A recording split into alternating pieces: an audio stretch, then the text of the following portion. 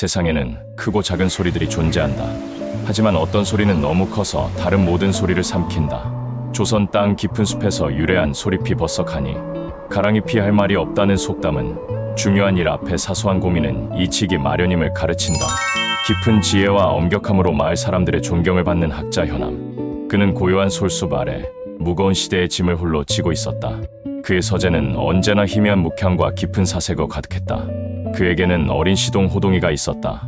호동이는 착하고 부지런했지만 늘 사소한 실수에 불안했다. 찻잔을 닦다 생긴 작은 흠집, 장부의 셈이 맞지 않는 열량 때문에 밤잠을 설쳤다.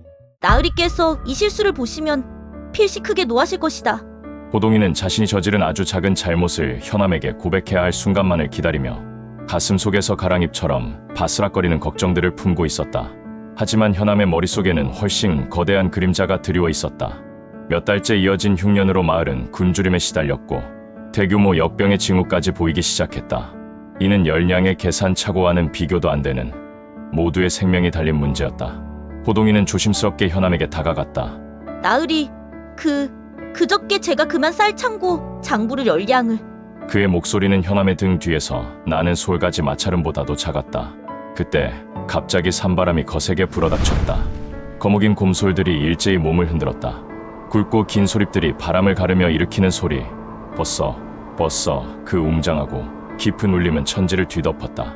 호동이는 깜짝 놀라 말을 멈추었다. 소립의 우레 같은 소리 앞에서는 마당에 쌓여 바스락거리던 가랑잎들의 사소한 소리는 완전히 묻히고 말았다. 그의 열량에 대한 불안함도 그 소리에 파묻혀 사라지는 듯했다. 현암이 비로소 몸을 돌려 호동이를 바라보았다. 그는 장부를 내려다보지 않고 바람에 흔들리는 솔숲과 흩날리는 가랑잎을 번갈아 보았다.